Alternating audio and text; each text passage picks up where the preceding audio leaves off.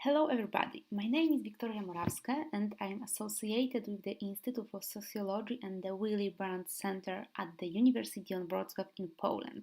Today I will give you a lecture entitled The Continuum of Decision Dependence in Promoting Women and the Decision Autonomy of the Post-Transformation Generation.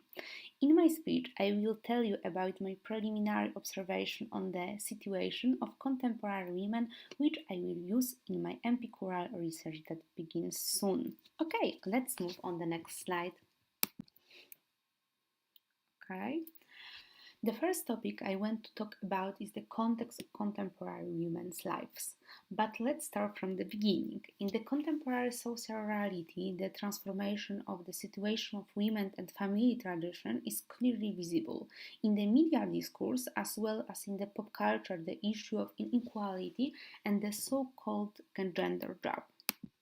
Topics such as the presence of women in politics, company boards and organizations, increasing in the participation of girls in the science and the, for example, involvement of women in programming or engineering, as well as the very important issue on gender pay inequality. But we also have a lot of indexes and the studies on inequalities, very popular in university in all Europe. In addition, we also can separate the area of advertising, in which the phenomenon of femme advertising or femvertising is clearly visible, often referred to as a feminist advertising, like for example in the Dove companies, the most popular feminist advertising. At the same time, apart from the discussion on gender inequalities and numerous social campaigns, the image of a successful woman who breaks through the glass ceiling and ranks as a full equal with men has established itself. Such an image can be seen primarily in movies or contemporary series, in TV, and also like in platforms like Netflix is really popular things. This mainly appeals to women who have achieved or are close to achieving successful. However, this image seems to be harmful as it distracts to the public attention from the various challenges that this group of women faces. This results not only in the lack of media interest in the equal rights of women who are promoted or striking for success or at the top of the social structure, but also lower interest of researchers compared to women at the other end of the scale. As part of my presentation, I undertake a critical study of the subjectivity and the decision-making independence of young women, believing that undeniably widening gender equality in the case of promoting women is not only a complete and close process, it's really important. Okay, let's move on to the next slide. Okay. In order to understand the media and cultural image of the successful women with equal rights, one should look on the source that contributed on this creation, a phenomenon that I define it as a polarization of the scale in the model of women's life. I can be described as a formation of two separate groups. You can see in the slide this two type of groups. In the first group, there are so-called promoted successful women with significant market opportunities. The second one is women from the lower social classes with small business opportunities, often poor, sick, independently raising children or working in occupation within low added value. On the right of the scale, there are women who are not equal and don't achieve success in the labor market and science. This group of women is deprived on raising the postmodernization process of the poor. These are mainly women working in the service sector with added value and educated, independently raising children, living on allowances or pensions, sick not only in disabled people but also people who feel ill at the same stage of life, for example with cancer, have a cancer. Poor families or those migration under modern colonization to work at the lower levels of the labor market structure, often as part of illegal activity. This other end of the scale is the so-called advancing successful women that I deal with in my research. This group was created as a result of the complex process of growing feminization of business opportunities, influencing the gender hierarchy and allocation possibilities of the same women, and the empowerment the position of the household in related in paid work, which is especially emphasized in the media discourse and of course in pop culture, of course. This group is often used as evidence of full equality between the sexes, which is understandable to some extent. They are women who, on the same level, compete with men in the world of business or science, having a similar or the same opportunities. Moreover, they often receive professional support not only from the partners but also from the employers. At this point, we can mention many forms of association to working mothers and parents.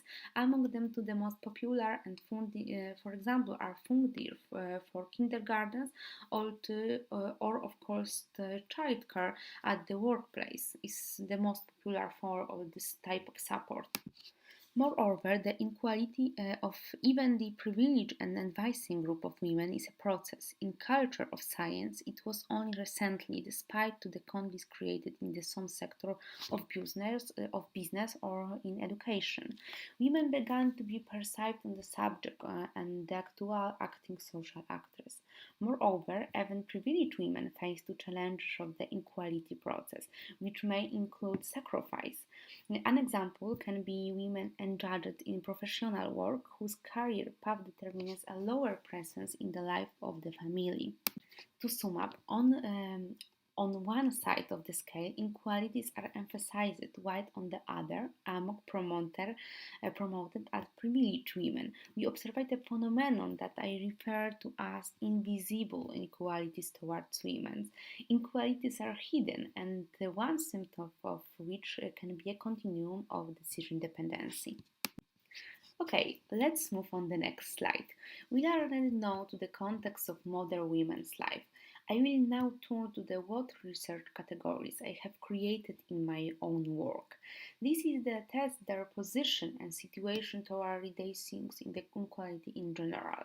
At the same time, it should be noted that the focus on successful women doesn't result from the in-depth emphasis their greater importance than on marginalized women, but it aims to broaden research on promotion and also on improvement of living in the broader perspective. One of the basic concepts I use is the category of social guardian. In my analysis, I use this term as a term for the parents and partner also of young women who perform a function that includes financial and decision-making support.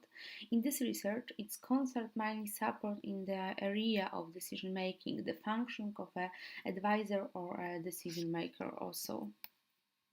This is related to working hypothesis of what I refer to as the continuum of decision dependency. I define this term as a woman's transition from the care of her partners, from her parents to the care of her partners, where this care is not based solely on financial support, but making decision, advice and opinion of the guardian.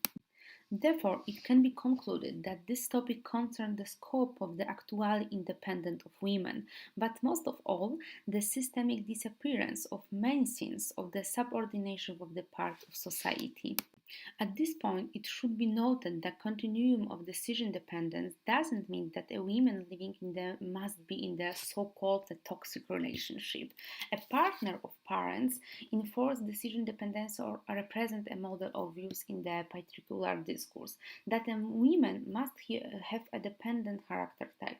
It should be noted that a woman may be in a good relationship in which her parents or partners support her subjectivity.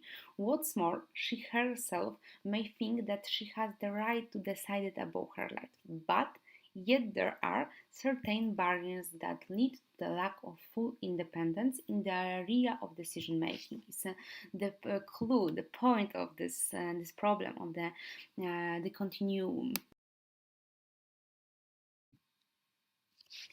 Okay, I slowly getting to the end of my presentation. Summarizing, some general conclusion can be given. Okay, contemporary research on women's inequalities focus on the research of marginalization women. Also, the topic of inequality is present in public and media discourse, but only in the most visible inequalities are discussion.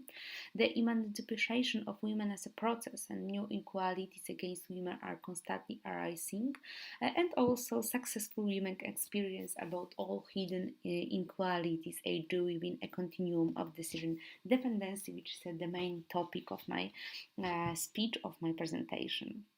Okay, summing up, I believe that contemporary social research should include studies on women from the both ends of the scale.